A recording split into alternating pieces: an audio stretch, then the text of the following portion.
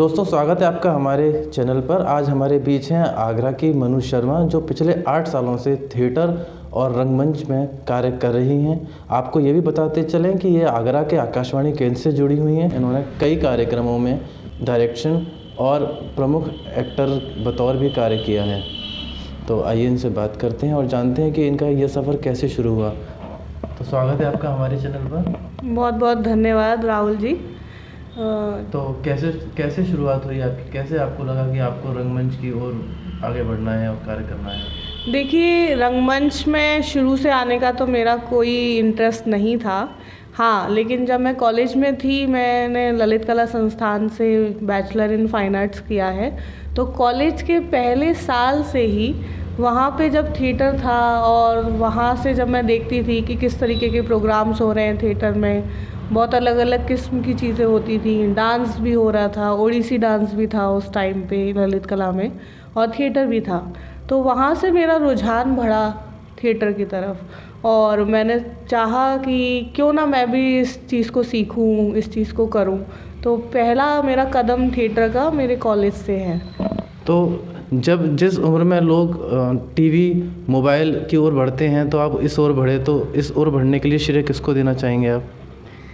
देखिए, वैसे तो इस ओर बढ़ने के लिए आज के टाइम पे अगर मैं कहूँ तो मेरे जो गुरुजी हैं अनिल शुक्ला जी, जिनके साथ मैं अभी भी काम कर रही हूँ, सबसे ज़्यादा श्रेय तो मैं उनको दूंगी अपने इस पूरे थिएटर के सफ़र का।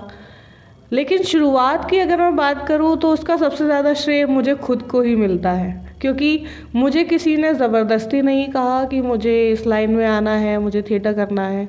मेरा खुद को ही इतना अंदर से मन करता था, इन सब चीज़ों को देख के लगता था कि हाँ, फाइन आर्ट्स कर रही हूँ और फाइन आर्ट्स के साथ साथ क्यों ना मैं एक फाइन आर्ट्स की इस विधा को भी, थिएटर भी एक तरीके से ललित कला की ही एक विधा है, तो क्यों ना मैं उसे भी सीखूं। तो मैंने खुद से अपने मन से वो शुरुआत की थी। और थिएटर में क्या होता है कि कई तरीके की विधाएं होती हैं, तो आप किस विधा में मंचन करते हैं और किस विधा में कार्य करते हैं? देखिए, रंगमंच में बहुत कुछ है, चाहे माइम है, मूक अभिनय, वो भी रंगमंच है। मंच पे जो नाटक होते हैं वो भी रंगमंच है। मंच के पीछे जो काम होता है वो भी रंगमंच है। तो रंगमंच से रिलेटेड, थिएटर से रिलेटेड जो भी काम है, मुझे हर काम को करने में इंटरेस्ट आता है। चाहे वो बैक स्टेज का काम हो, जैसे कि म्यूज़िक करना हो, लाइट करनी हो, या कॉस्ट्यूम मेकअप करना हो, तो मैं वो सब भी करती हूँ। साथ में एज एन एक्टर भी काम करती हूँ और एज एन डायरेक्टर भी मैं पिछले 5 सालों से थिएटर में काम करती आ रही हूँ। वहीं अक्सर देखा जाता है कि जब एक लड़की थिएटर और रंगमंच में करती है तो उसको कई दिनों शहर से भी बाहर रहना पड़ता है, दिन और रात कार्य करना पड़ता है। तो इसके लेके परिवार में क्या चीज़ रहता है कि जैसे मम्मा बोलती हैं कि इतनी रात में कहाँ है, कैसे? तो इस तरीके की जब समस्याएं आती हैं तो फिर आप क्या करते हैं? देखिए, मैं इसके लिए आपको कहना चाहूँगी कि मैं बड़ी नसीब, मतलब कह सकते हैं बड़े नसीब वाले घर में पैदा हुई कि भले ही मेरे माँ बाप के पास पैसा नहीं है, लेकिन वो मोरली बहुत सपोर्टिव हैं। उन्होंने कभी मुझे किसी तरीके से रोका नहीं, कभी ये नहीं कहा कि रात को देर से घर क्यों आ रही हो, क्यों ऐसा हो रहा है कि भाई रात रात भर बाहर रहते हो, 3-4 दिन के लिए आप शोज़ करने चले जाते हो। हमेशा मुझ पे भरोसा किया है, हमेशा मेरा साथ दिया है और मैंने भी हमेशा उन्हें बताया है। मेरे काफ़ी सारे शोज़ में मेरी मदर आ चुकी हैं। अभी भी जब मैं काम करती हूँ तो मेरी मदर हमेशा उन शोज़ को देखने आती हैं, क्योंकि ख़ास तौर पे जब आगरा में होते हैं तो मैं चाहती हूँ कि मेरी फैमिली, मतलब मेरे भाई, मेरी मदर जो भी हैं, वो हमेशा आए देखने के लिए। तो मेरी सिस्टर्स, मेरी मदर, सारे लोग आते हैं हमेशा देखने। लेकिन आगरा से बाहर होता है तो वो नहीं आ सकते। लेकिन उन्हें पता है कि लड़की काम कर रही है, काम के सिलसिले में बाहर है, और एक ट्रस्ट जो होता है वो दोनों तरफ से होता है, मुझे लगता है, और वो दोनों तरफ से ही होता है, तभी वो चीज़ें अच्छी बनती हैं। तो हमने भी अपने फादर मदर्स को बहुत अच्छे से भरोसा दिलाया है और उनका भी शुरू से हम पे भरोसा रहा है। ये भी बहुत ज़रूरी है। आपको ये भी बताते चलें कि इनको यंग डायरेक्टर बतौर भी सम्मानित मिल चुके हैं, सम्मान हो चुका है इनका। तो कैसा, क्या कड़ी थी वो आपकी जब आपको ये सम्मान मिला? देखिए, आज से लगभग 5-6 साल पहले जब मैंने अपना ग्रुप बनाया था जिसका नाम था रंग योद्धा नाट्य मंच, तो उसकी तरफ से नेशनल थिएटर कॉम्पिटिशन्स होते आए हैं। उसमें जब मैं अपनी टीम को लेके गई थी तो हमने वहाँ पे भानु भारती जी का नाटक किया था जिसका नाम है नाचनी। वैसे वो एक सोलो प्ले है जिसमें महिला के ऊपर केंद्रित है, लेकिन हमने उसको एक पूर्ण रूप से नाटक बनाया था जिसमें जितने भी कैरेक्टर्स थे सबको हमने स्टेज पे दर्शाया था। तो उसके लिए मुझे as an young director award से नवाजा गया था और वो बहुत ही अच्छा एक सुखद पल होता है किसी के लिए भी कि इतनी जल्दी उस उम्र में आपको ऐसी चीज़ें मिलें, तो वो आपको और आगे काम करने के लिए प्रेरणा देती है। और वहीं पर मुझे बेस्ट एक्ट्रेस अवार्ड भी उसी तरीके से मिला क्योंकि वो पूरा 1.5 घंटे का जो नाटक था वो एक महिला पे केंद्रित रहा है। तो उसका जो केंद्र था वो महिला ही थी, उसमें डायरेक्शन भी मैंने किया था और साथ में एक्टिंग भी मैंने ही की थी उसमें, जो लेडी कैरेक्टर था। तो ये दोनों ही चीज़ मेरे लिए बहुत ही अच्छा एक्सपीरियंस रहा, मेरी लाइफ का फर्स्ट ऐसा एक्सपीरियंस जिसमें मुझे यंग डायरेक्टर का अवार्ड मिल रहा है। तो ये चीज़ मेरे लिए बहुत अक्सर देखा जाता है कि जब कोई भी व्यक्ति पहला अपना शो करता है तो उसको कई प्रकार की समस्याएं आती हैं और कई तरह से उन समस्याओं को जूझना पड़ता है। तो आपका वो पहला शो कौन सा रहा, आपको उसमें क्या क्या समस्याएं आई? देखिए, वैसे तो मेरा नेशनल कंपटीशन का सिलसिला स्टार्ट हो चुका था 2014 से ही, जब मैं कॉलेज में पढ़ रही थी। उस समय मेरा BFA का 3rd ईयर चल रहा था।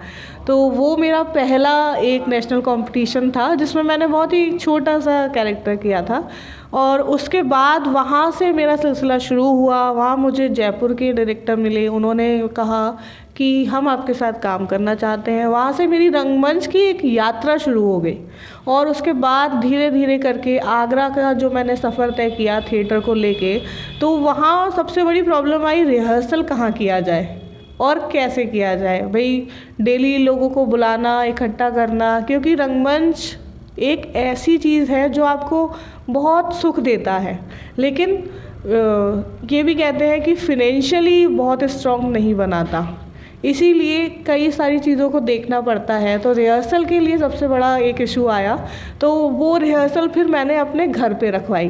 तो जो अभी आप सपोर्ट की बात कर रहे थे फादर मदर की, तो आप ये भी देखिए कि मेरे घर पे सुबह से लेकर शाम तक रिहर्सल्स होती थी, तो वो भी उन्हीं लोगों का सपोर्ट था जिस वजह से ये हुआ। फिर उसके बाद कैसे कैसे ट्रेन टिकट्स कराई जाती हैं, किस तरीके से आपको एक जर्नी पे निकलना होता है और साथ लेके चलना होता है, उसकी भी एक पूरी तैयारी होती है। आपको हमें ये भी पता है कि आप कथावाचन और स्टोरी टेलिंग भी करती हैं, तो दर्शकों को बताइए कि वो क्या होता है और कैसे क्या करना पड़ता है उसके लिए। देखिए, स्टोरी टेलिंग का भी मेरा एक बहुत अच्छा एक्सपीरियंस है। पिछले 2 सालों से मैं कथावाचन कर रही हूँ और आगरा में लगभग अभी तक हम उसके 10 से 12 शोज़ कर चुके हैं कथावाचन के, और 3 से 4 कहानियाँ हो चुकी हैं। और अनिल शुक्ला जी जो अभी डायरेक्टर हैं, जो कथावाचन के, जिन्होंने इस शैली को निकाला, हिंदी रंगमंच में जो बढ़ावा दे रहे हैं कथावाचन को, तो मैं उनके साथ फ़िलहाल कथावाचन का काम करती हूँ और ये बहुत ही अलग शैली है। देखिए, एक अभिनेता एक ही जगह पर रहकर और सारे पात्रों को जो निभाता है, अपने में बहुत ही एक बड़ी बात होती है, तो वो करना मुझे लगता है ज़्यादा कठिन है। जब हम मंच पर होते हैं तो हमारे साथ और भी अभिनेता होते हैं जो हमें एक्शन रिएक्शन वाला चीज़ें चलती हैं, लेकिन यहाँ पर एक ही अभिनेता है, वही नरेटर भी है, वही सारे कैरेक्टर भी कर रहा है। तो यहाँ इस चीज़ को करना ज़्यादा चैलेंजिंग है एक एक्टर के लिए। और किसी को अगर बहुत अच्छा एक्टर बनना है तो मैं ज़रूर चाहूँगी कि उसे कथावाचन या स्टोरी टेलिंग अपनी लाइफ में ज़रूर करना चाहिए, जिससे कि उसे पता चले कि आगे चीज़ें कैसे एक्सप्लोर वो कर सकता है, अपनी एक्टिंग में कैसे वो और भी रिच हो सकता है चीज़ों को लेके। और कथावाचन को अभी हम और आगे बढ़ा रहे हैं और कोशिश ये रहेगी कि उसे पूरे भारत में हम उसका एक नाम कर सकें कथावाचन का, कि किस तरीके की हम कहानियों को लेके जो शैली हम लोगों ने नई इजाद की है उस पे काम हो सके। तो अभी उसी का प्रोसेस चल रहा है और आगे भी निरंतर उसी का प्रोसेस चलता रहेगा। बहुत बहुत बधाई आपको इस प्रोसेस के लिए। ये भी बताते चलें कि आप भगत विधा में भी कार्य कर रहे हैं, तो क्या होता है ये, कैसे शुरुआत हुई उसकी?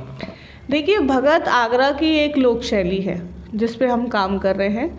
सन 2017 में मैंने एक भगत की वर्कशॉप ज्वाइन की थी, जिसके डायरेक्टर थे अनिल शुक्ला जी, जिन्होंने 2006 से रंगलीला नाम की एक संस्था बनाई और भगत को दोबारा से रिवाइव करने की कोशिश की है। उसी का मैं एक पार्ट बनी और मैं बड़ी खुशनसीब अपने आप को मानती हूँ इस चीज़ के लिए। तो वहाँ मैंने सबसे पहले भगत एक लोक गायकी है, मतलब है ये एक नाटक की शैली, लेकिन गायकी शैली में होता है। और इसी के अंदर आज के टाइम पे जो भगत हो रही है उसके लिए नई नई स्क्रिप्ट्स लिखी जा रही हैं। आज के जो सोशल कंटेंट है, लेटेस्ट चीज़ें हैं, उनके मुद्दों को उठाया जा रहा है। ऐसा नहीं है कि जो पुराना घिसी पिटी चीज़ें थी उसी को लेके अभी हम काम कर रहे हैं। तो इस तरीके से मैंने चीज़ों को रिवाइव किया है। और मास्टर इन परफॉर्मिंग आर्ट्स में जो मेरा सब्जेक्ट रहा है थीसिस का, वो भी मैंने भगत को लेके ही किया है कि भगत को मैं किस तरीके से आगे ले जाऊंगी, किस तरीके से उसको रिवाइव करूंगी। ये सारे मेरे प्लान्स हैं। वहीं अक्सर देखा जाता है कि जब एक लड़की इस विधा में इस तरफ रहती है तो उसको कई समस्याओं का सामना करना पड़ता है। आप पिछले 8 साल 9 साल से हैं, तो आपको किन किन समस्याओं का सामना करना पड़ रहा है या पड़ता है? देखिए, शुरुआत में तो मैंने ऐसा कुछ सोचा नहीं था कि मेरा थिएटर का जो सफ़र है वो इतना लंबा चलेगा, लेकिन अब जब मैं इतना आगे आ गई हूँ तो मुझे लगता है कि अब पीछे हटने का कोई मतलब नहीं बनता। तो शायद यही मेरी लाइफ में था कि मुझे थिएटर ही करना होगा आगे चल के। तो देखिए, शुरुआत में ये था कि ठीक है, फाइन आर्ट्स के साथ मैं कर रही थी, जब तक कॉलेज में थी तो चल रहा था, लेकिन उसके बाद उन सब चीज़ों को लेके चलना, फिर थिएटर में पैसा है कि नहीं है, एक सबसे बड़ी परेशानी जो कहीं भी जाती है कि थिएटर को लेके। तो और ख़ास तौर पे वो परेशानी मुझे आगरा शहर में इसलिए भी हुई क्योंकि यहाँ पे एमेच्योर थिएटर होता है। एमेच्योर थिएटर इट मीन्स कि यहाँ पे जितने भी लोगों को थिएटर में काम करने का मौका मिलता है उन्हें बहुत ज़्यादा पे नहीं किया जाता, या तो पे ही नहीं किया जाता, या करते भी हैं तो बहुत ज़्यादा पे नहीं करते। ठीक है, शुरुआत में तो मैं भी समझती हूँ कि कोई भी डायरेक्टर आपको पहले परखता है, जांचता है। अगर आपका काम उसको अच्छा लगता है तो वो आपकी कदर करना शुरू करेगा, लेकिन यहाँ पर उसको लेके थोड़ी सी इश्यूज़ अभी भी हैं। मैंने काफ़ी लोगों के साथ थिएटर किया आगरा में, चाहे जितने भी लोग जितनी भी फील्ड में अलग अलग जगह काम कर रहे हैं, लेकिन जो भी थिएटर करता है तो लगभग मैंने सभी के साथ काम किया हुआ है। जैसे मैंने डिम्पी मिश्रा जी के साथ काम किया हुआ है, मैंने समीर सिंघल जी के साथ काम किया हुआ है, मैंने अलका जी के साथ काम किया हुआ है, मैंने शेखर भैया जी के साथ काम किया हुआ है, और मैंने गुरु जी के साथ, केशव प्रसाद जी के साथ भी काम किया हुआ है। इस तरीके से मैंने अभी अनिल शुक्ला जी के साथ मैं काम कर रही हूँ, वो भी मैंने काम किया हुआ है। तो थिएटर में जितने भी नामी लोग रहे हैं या आज भी जो लोग काम कर रहे हैं, मैंने सबके साथ काम किया। तब मुझे लगा कि सिर्फ आगरा में थिएटर करके कुछ नहीं होगा, मुझे आगरा से बाहर जाके भी थिएटर करना पड़ेगा। तो मैंने आगरा के बाहर जयपुर में लगभग 2 से ढाई साल काम किया। उसके बाद में मैं गई शाहजहाँपुर, मैंने वहाँ पे शमीम आज़ाद जी के साथ काम किया, वहाँ भी मैं 2 से 3 साल रही। वहाँ मैंने बहुत कुछ सीखा। वहाँ एक एक्टर को लेके बहुत काम होता है कि उसकी बारीकियों पे काम होता है, किस तरीके से एक्टर को मंच पे रहना चाहिए, कैसे अपने कैरेक्टर पे काम करना चाहिए। तो ये सारी चीज़ें मैंने वहाँ से सीखी। उसके साथ ही मैंने NSD के लिए भी अप्लाई किया। अनफॉर्चुनेटली मेरा वहाँ सिलेक्शन नहीं हुआ, लेकिन मैंने अपनी कोशिशों को जारी रखा। मतलब ये नहीं मैं कह सकती कि अगर एक चीज़ नहीं हुई तो मैं वहाँ पे बैठ जाऊँ, उसके बाद में कुछ ट्राई ना करूँ। फिर मैंने मास्टर इन परफॉर्मिंग आर्ट्स किया है अभी, और वो मेरा थिएटर और ड्रामा से ही है। और साथ में आगे की आने वाली चीज़ों में जो प्लानिंग है वो कथावाचन को लेके है कि मैं उसमें काफ़ी अच्छा काम करूं, और कुछ प्लेज़ अभी मुझे डायरेक्ट करने हैं, और नेशनल कॉम्पिटिशन्स का जो सिलसिला है उसको दोबारा से शुरू करना है। आगरा में भी थिएटर को प्रमोट करना है। साथ ही एक जो बच्चों का थिएटर है जिसको लेके अभी 2 साल पहले भी हम लोगों ने कोरोना से पहले काम किया था, तो उसको दोबारा से रिवाइव करेंगे कि बच्चे यानी कि यंगस्टर्स 10-12 साल के, 15-20 साल के जो बच्चे हैं, अगर वो लोग थिएटर में आएंगे तो मुझे लगता है थिएटर को बहुत बढ़ावा मिलेगा। अगर बढ़ावा मिलेगा तो फिर मुझे लगता है फिनेंशियली भी थिएटर स्ट्रॉन्ग हो सकता है। जैसे आजकल जिस तरीके की ग्रांट्स मिलती हैं वो बहुत सपोर्टिव है। तो अब इसके लिए एक लंबा प्रोसेस है, धीरे धीरे उसकी तरफ हम लोगों को बढ़ना पड़ेगा। तो ये थिएटर की काफ़ी सारी समस्याएं रही। इस बीच मैंने रांची में जाके भी नेशनल स्कूल ऑफ ड्रामा की एक वर्कशॉप ली। वो वर्कशॉप मेरे लिए बहुत यूज़फुल रही। वहाँ मुझे बहुत कुछ सीखने को मिला, क्योंकि वो जितनी भी वहाँ फैकल्टीज़ आई हुई थी वो सब प्रोफेशनल फैकल्टीज़ थी जो थिएटर कराती हैं। वो मुझे आगरा में नहीं मिल सकता था। तो वो मेरे लिए एक बहुत बड़ा अचीवमेंट रहा। और आज मैं ये कह सकती हूँ कि मैं थिएटर को लेके बहुत अपनी समझ को बढ़ाती जा रही हूँ और आगे इसी में काम करने की कोशिश रहेगी मेरी। और मास्टर्स थिएटर में किया है तो अकेडमिकली भी चीज़ें समझ में आने लगी हैं। नाट्य शास्त्र को लेके मैं बातचीत कर सकती हूँ, ठीक है। वर्ल्ड थिएटर है जिसको मैंने पढ़ा है कि किस तरीके से होता है। तो आगे थोड़ा अकेडमिकल जाने का भी एक ट्राई करूँगी मैं कि पीएचडी भी मैं अपनी थिएटर में करूँ और रिसर्च के टॉपिक भी मैं अपने मजबूत कर सकूं, जैसे मैंने भगत के लिए आपको बताया था। और हिंदी रंगमंच के जो पतन है, यानी कि क्यों हिंदी रंगमंच में ही पैसा नहीं है, हिंदी रंगमंच ही उठ नहीं पाता। बाकी अगर आप देखेंगे मराठी, बंगाली, गुजराती, ये काफ़ी अच्छे रंगमंच हैं। इनमें लोग टिकट देके मतलब शोज़ देखने जाते हैं तो फ्री में ही थोड़ी सी कम हाँ रहती है। एक्टिव नहीं है यहाँ पे लोग। यहाँ ऑडियंस को बुलाना पड़ता है, इकट्ठा करना पड़ता है, अवेयर कराना पड़ता है थिएटर क्या है, कैसे हम लोग नाटक करते हैं। तो मैं उन सब चीज़ों को लेके काम करना चाहती हूँ कि मैं उन सब चीज़ों को ख़त्म करने की कोशिश करूँ अपने तरीके से।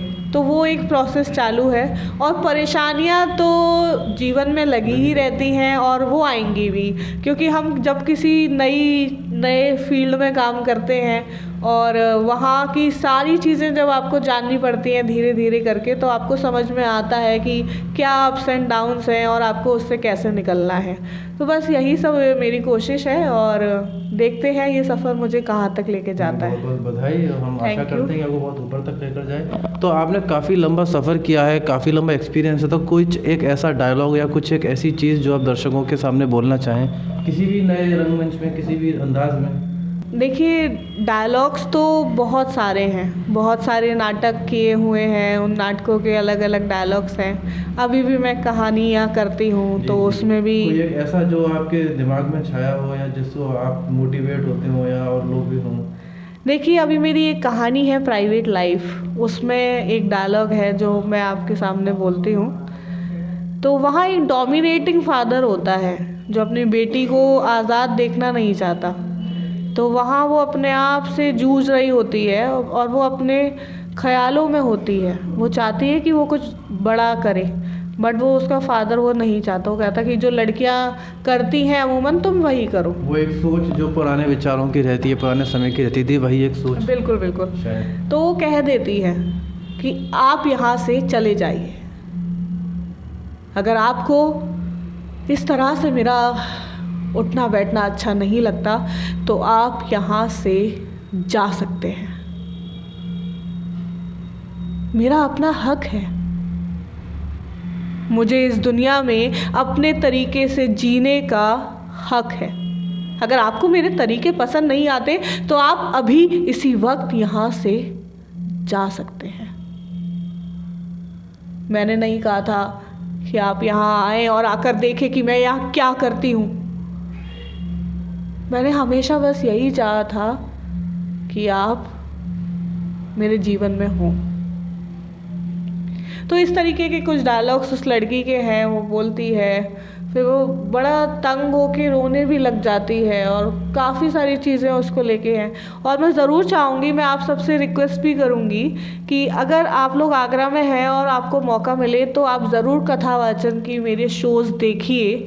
और चाहें तो कथावाचन और हमारा जो थिएटर है उसको आप ज्वाइन भी कर सकते हैं। अगर आपको एक अच्छा एक्टर बनना है, एक्टिंग की लाइन में आगे काम करना है, मैं ये नहीं कहती कि आप सिर्फ थिएटर में काम कीजिए, आप फिल्म्स में काम करें या फिर आप किसी भी अलग क्षेत्र में भी काम करें, तो थिएटर बहुत हेल्प करता है। थिएटर पर्सनालिटी इम्प्रूव करता है, थिएटर आपके अंदर कॉन्फिडेंस बूस्ट करता है, आपकी सोचने समझने की शक्ति को जानने लगते हैं, आप जानने लगते हैं कि आप क्या सही कर रहे हैं, क्या गलत कर रहे हैं, कैसे आप एनालाइज कर सकते हैं चीज़ों को। तो थिएटर बहुत कुछ देता है, सिर्फ एक्टर ही नहीं बनाता, वो थिएटर आपकी लाइफ चेंज करता है। तो मैं ज़रूर चाहूँगी कि आप अपनी लाइफ में कभी ना कभी थिएटर ज़रूर कीजिए। तो दोस्तों, आज का यही एपिसोड यहीं समाप्त होता है, और अगर आप में भी कुछ हुनर, कुछ अलग है तो आप भी हमारे शो पर आ सकते हैं। धन्यवाद।